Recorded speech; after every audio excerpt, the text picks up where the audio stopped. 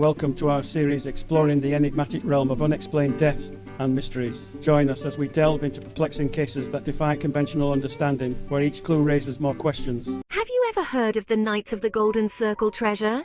It's one of those mysteries that's been around for over a century. Yeah, vaguely. Something about a secret group hiding treasure after the Civil War, right? But I never really dug into it. What's the story behind it?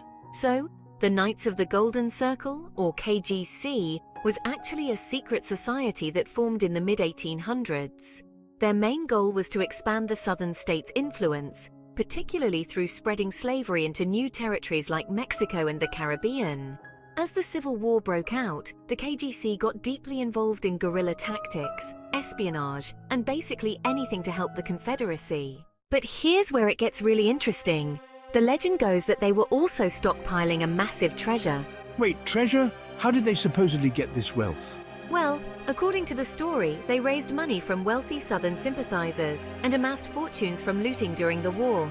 Gold, silver, jewels, you name it. The idea was that they were going to use this treasure to fund a second uprising if the South lost the war. Some people believe that even after the Confederacy's defeat, the KGC went underground and continued protecting these hidden caches, waiting for the right time to try again. So, where is all this treasure supposed to be? Did anyone ever find it? That's the mystery.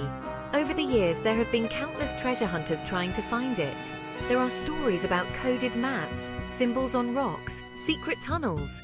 It sounds like something out of an Indiana Jones movie. Some believe these hidden clues were left behind by KGC members to mark where the treasure was buried. In fact, some even think that famous outlaws like Jesse James were part of the KGC and helped hide the loot. Jesse James? That's wild. I thought he was just a bandit, not some secret society member. Yeah, that's one of the more interesting parts of the legend.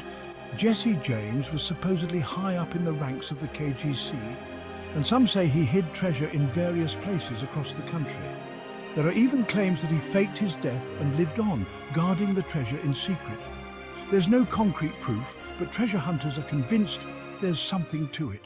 That's the thing. No one has ever found any definitive proof.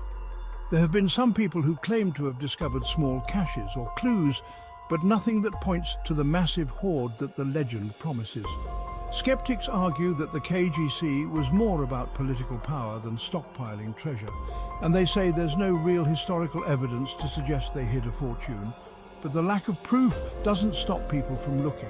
Sounds like another one of those lost treasure myths that just refuses to die. Some people really believe it's out there, though. There are even modern-day treasure hunters who devote their lives to deciphering the clues, checking out old KGC meeting spots, or exploring caves in remote areas. Whether it's real or not, the story is captivating enough to keep the search going after all these years. I can see why people are fascinated. I mean, who wouldn't want to stumble across a hidden treasure chest full of gold? Even if it's all just a myth, the KGC treasure has become part of the fabric of American folklore. The idea that there could be massive caches of Confederate gold hidden away, waiting to be found, is enough to keep treasure hunters intrigued and digging, literally, for the truth.